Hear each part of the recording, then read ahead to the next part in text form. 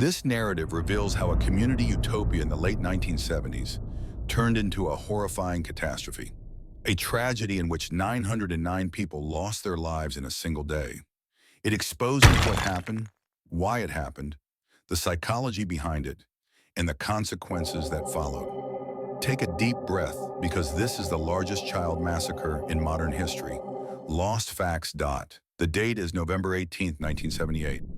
Deep within the Guyanese jungle, on a rain-soaked field, hundreds of lifeless bodies lie on the ground. Parents collapsed with their babies in their arms, children lying side by side. All of them were killed within a few hours, under the command of the same cult leader. In an audio recording from those moments, the dark voice of their leader rises through a megaphone. "We didn't commit suicide. We performed a revolutionary act." This recording carries the painful tone of how more than 900 people were taken from life. But how were these people convinced to die? The greatest mass loss of life in history began with the words of a single man. That man was Jim Jones. Jim Jones was born on May 13, 1931, in the small and impoverished town of Crete, Indiana. His family struggled financially. He had a veteran father and a mother who disliked childcare. Because of this, Jim grew up as a child, constantly searching for love and attention. This loneliness created in him an unusual early obsession with religion and death. Neighbors recalled that young Jim held funeral ceremonies for dead animals he found on the street. He collected them and performed rituals for them. Jones gravitated toward both religion and power. He shut himself in libraries, reading characters associated with total authority, discipline, and charisma, shaping himself in that direction. At home, he preached to himself and memorized the Bible with intense religious passion. This strange blend of hunger for power, religious fervor, and violent tendencies shaped the young Jim Jones.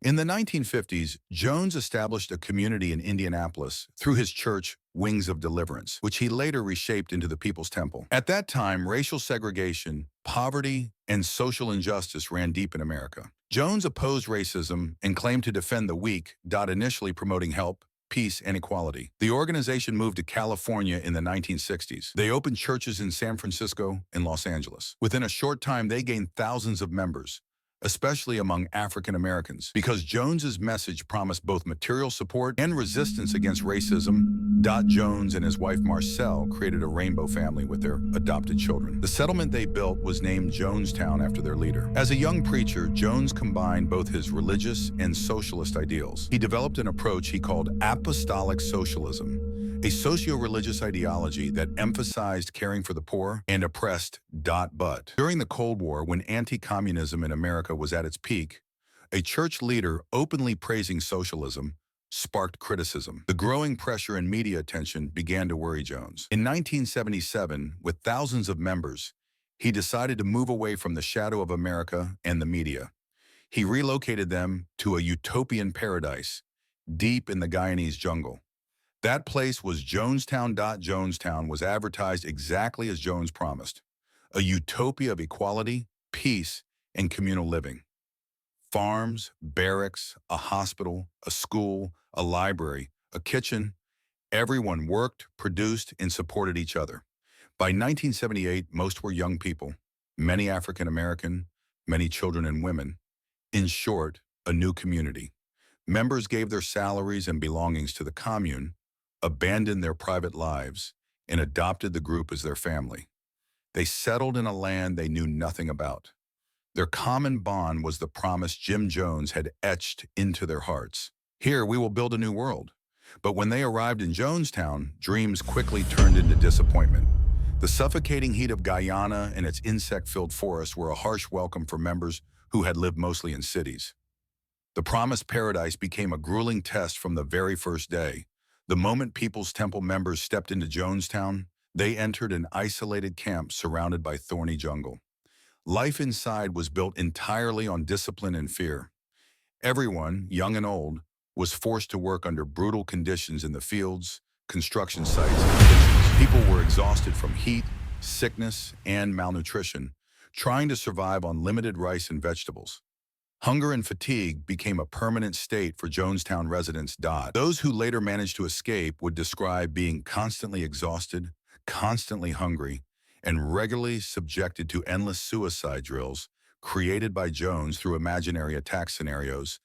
Most of these people came here to escape racism. The majority of the followers in Jonestown. Jones, who played the role of God, called this place a paradise. His voice echoed from the loudspeakers at all times. He defined himself both as a messiah and a Marxist revolutionary. After working up to 14 hours a day, community members were forced to listen to his sermons together every evening. Exhausted minds surrendered more and more to their leader each day. Life in Jonestown had strict rules. What looked bright from the outside had, on the inside, turned into a terrifying system of pressure, control, and manipulation. Passports were confiscated, letters were censored, members spied on one another, and those who questioned anything were beaten or punished. No one was free. Obedience gradually replaced humanity. By 1978, allegations about Jonestown had increased dramatically. Families, journalists, and former members accused the community of human rights violations, forced captivity, and abuse. In response to these claims, American Congressman Leo Ryan traveled to Guyana with a delegation to investigate. On November 14, 1978, they reached Jonestown. Ryan, along with journalists and several temple members who wanted to leave, visited the settlement. At first, Jones and his guards tried to make everything appear normal, but by the end of the visit, it became clear that some members wanted to escape. A plane was arranged for these members. For Jones, this was unacceptable. On November 17th, as Ryan's group and 8 defectors were preparing to board the plane at the airstrip, they were ambushed by Jones's security team. Congressman Ryan and 3 journalists were killed. Several others were wounded. The pilot took off desperately toward Georgetown and spread the horrifying news to the world. Nothing like this had ever happened before in American history. According to Jones and the remaining community, this attack was legitimate defense against traitors trying to escape. But after this event, Jones's paranoia fully surfaced. From that moment on, Jonestown was essentially a prison for many people. On November 18, 1978, Jim Jones decided to finally carry out the revolutionary suicide plan he had envisioned for years. That night, he called all members to the large pavilion. The entire area was surrounded by Jones's nurses, doctors, and armed guards. These individuals began mixing lethal doses of cyanide into a grape-flavored drink inside a large metal container. They had rehearsed this many times before, but this time the final act would be real. The air was filled with a heavy silence. Some cried, some prayed, some struggled to grasp the reality, and Jones walked toward the microphone. His voice was eerily calm. He said the American government would never leave them alone and would torture them, and then summarized it in one sentence. "We have an honorable way out." The slogan echoing in the pavilion was, "We die with honor rather than submit to oppression." Some applauded. Others could not hold back their tears. This was the moment he called the entire community to a revolutionary suicide. He believed he was protesting the world with this act. Moments later, a large man holding the container of the poison drink, labeled Flavor Aid, stepped forward. Under Jones's instructions, parents were told to bring their children first. This was the darkest scene etched into the memory of everyone present. Nurses forcibly administered the poison to babies and small children using filled syringes. Some parents screamed, others sang lullabies one last time, kissing and holding their children. Within minutes, the pavilion filled with screams, prayers, and cries. When the children finally fell silent, the adults' resistance also broke. Jones kept repeating, "Do not betray your children. They're going without pain." Among the adults, some drank without resisting. Some trembled even as they took a single step.